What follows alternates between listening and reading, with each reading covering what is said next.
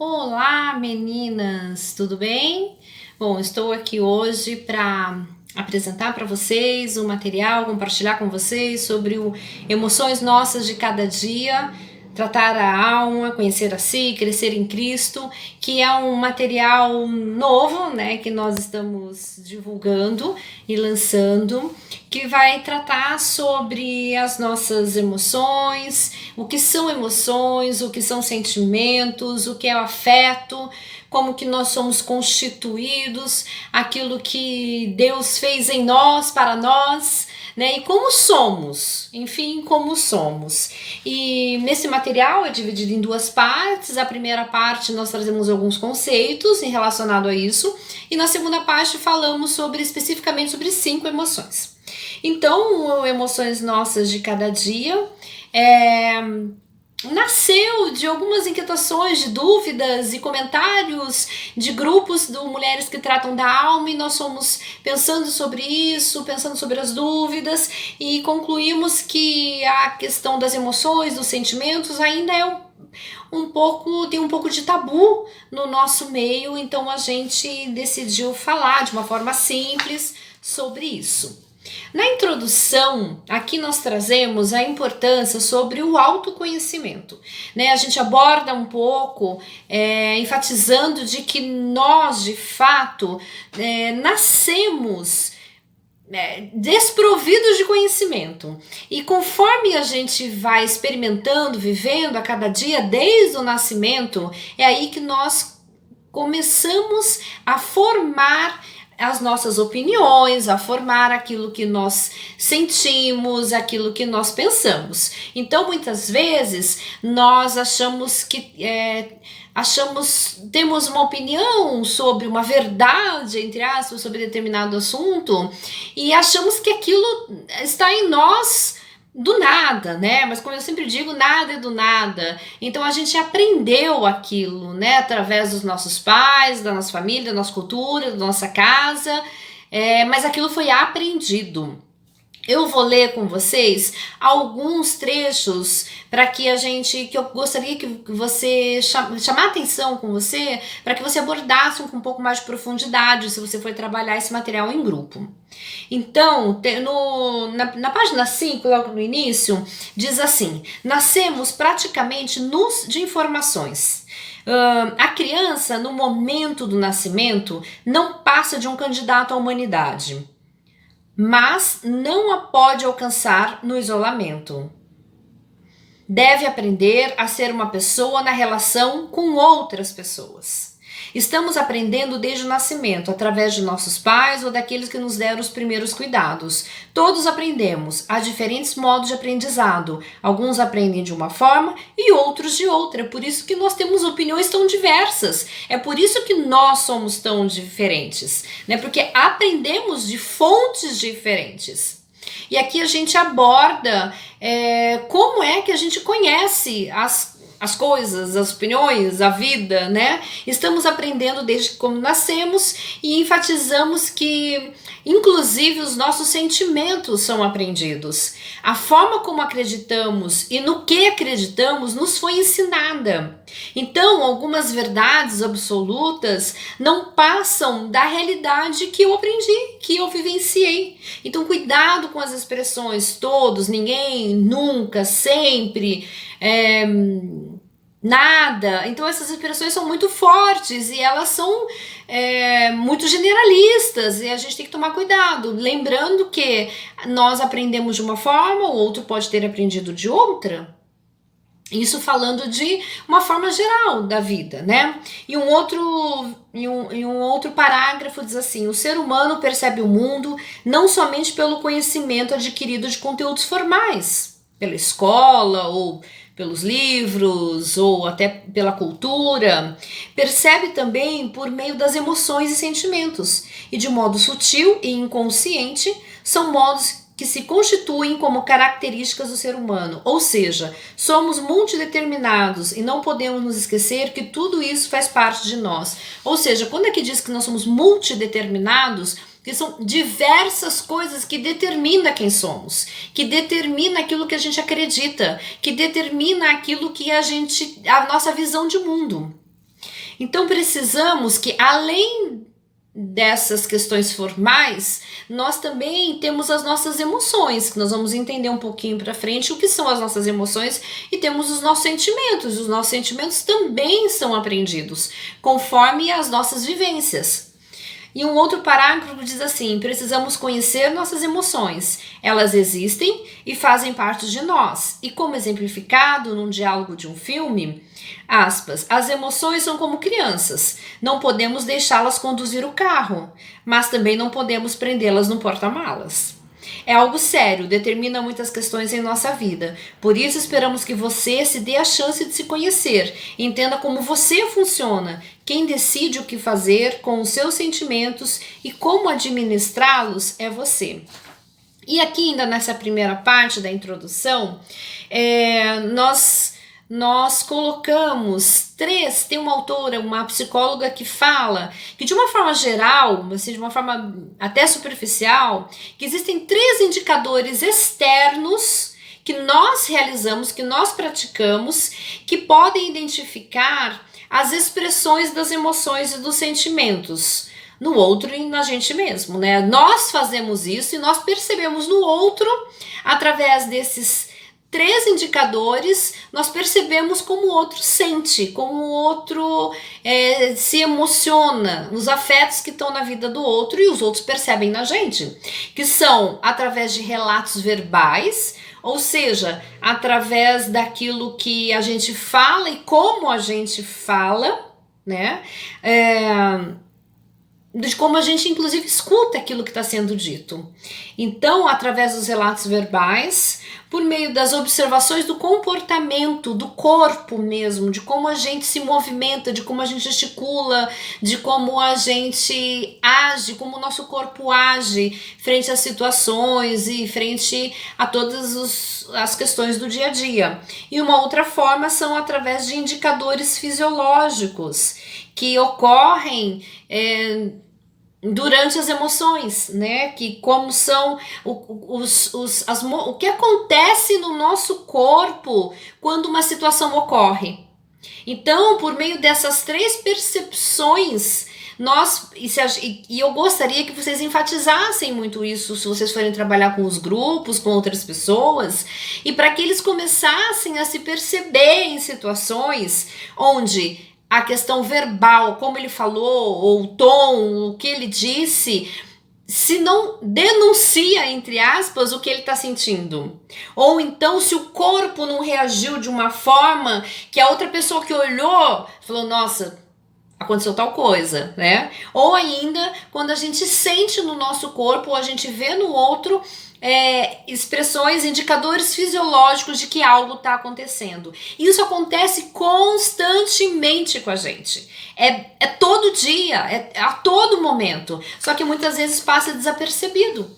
E aqui, depois, nós, no finalzinho, em todos os momentos, todas as partes, em todos os capítulos, vão ter ou perguntas para que você se faça ou faça com o grupo que você está trabalhando, ou então algum testezinho, algum questionamento. E aqui nessa primeira parte da introdução, diz assim: você já prestou atenção no que acontece com a sua voz quando algo mexe com você? Já se escutou nos momentos de raiva ou de algum descontrole? E seu comportamento? Quando algo não vai bem, quando alguma notícia desagradável chega, ou quando você está muito estressado, seu corpo, sua face demonstram o que você está passando? Tem gente que, assim, o jeito que para com o corpo, o jeito que gesticula, o jeito que tá com as mãos. Então, o nosso corpo tá a todo momento denunciando as nossas emoções. E aqui tem outras perguntas, enfim, que você vai poder compartilhar. Então aqui, essa primeira parte da introdução, basicamente 3 pontos. Como nós expressamos as nossas emoções, e nós precisamos aprender e entender que nos nossos comportamentos eles foram aprendidos desde o momento que nós nascemos. Então, como nós reagimos, o que nós sentimos, como nós nos expressamos, isso tem a ver com a nossa personalidade, mas tem muito, muito a ver com o aprendizado da nossa vida. Por isso que a gente tem que tomar cuidado com as tais verdades absolutas, e por isso que a gente tem que tomar cuidado quando a gente julga alguém que está tendo um comportamento diferente do nosso, e por isso que a gente tem que perceber como é que a gente se comporta, né? Como é que nós lidamos, nós precisamos enxergar as nossas emoções, os nossos sentimentos e o nosso comportamento, e começar a fazer uma retrospectiva de entender onde é que nós aprendemos isso, como é que nós aprendemos isso, né?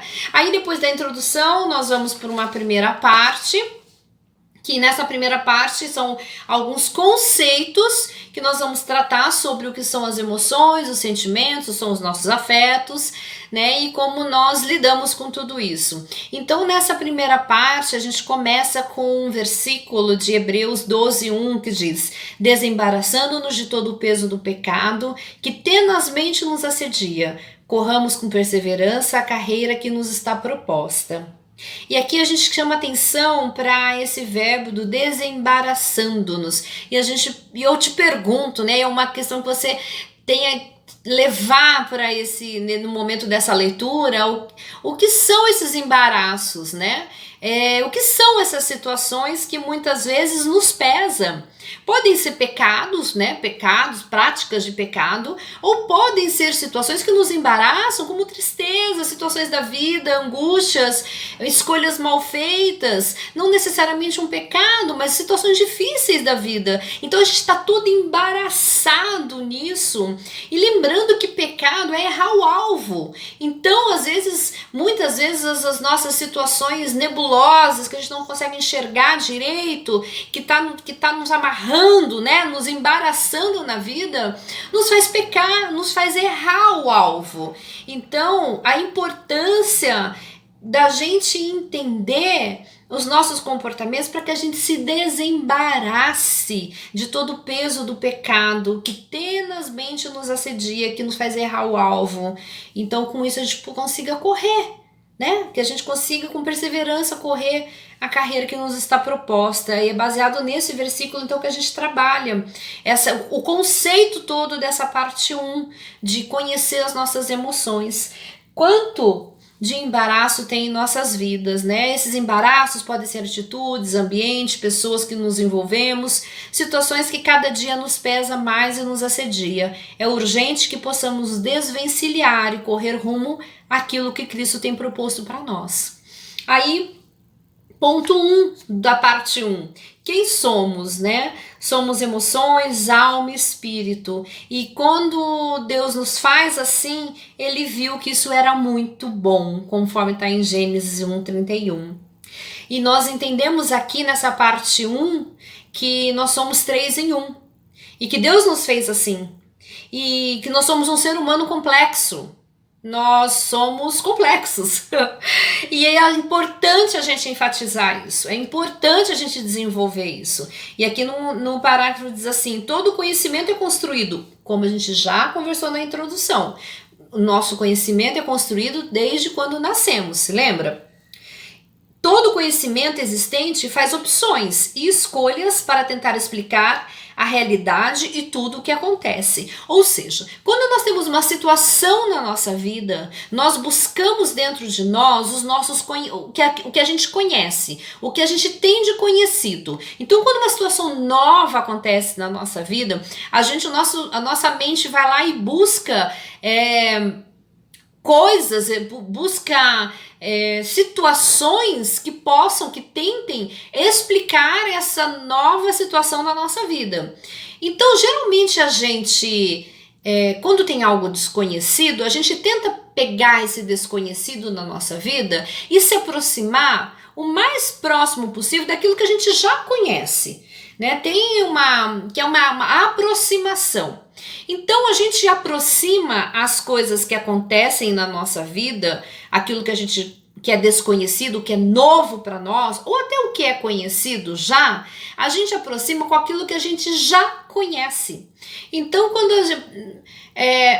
um exemplo muito simplesinho, tá? Mas quando começou, por exemplo, os casos de Covid, Ninguém sabia o que era ou como se passava. Então, para tentar explicar o que é Covid, as pessoas falavam assim: ah, Covid é como uma pneumonia muito forte. Percebe? Então, é isso que nós fazemos. Quando tem situações na nossa vida, nós buscamos dentro daquilo que a gente já conhece. Então, quando a gente olha uma situação, um caso a gente ouve um caso de um casal que aconteceu tal coisa, alguém traiu alguém, a gente ouve lá uma história. O que a gente faz? A gente pega aquela história e se aproxima de algo que nós já vivemos ou que nós já conhecemos, já ouvimos falar. E aí entra uma questão muito perigosa, porque a cada história é uma história. E cada pessoa é uma pessoa, cada pessoa tem a sua vivência. E nisso a gente comete muitos erros, quando a gente tenta aproximar a realidade da outra com a nossa.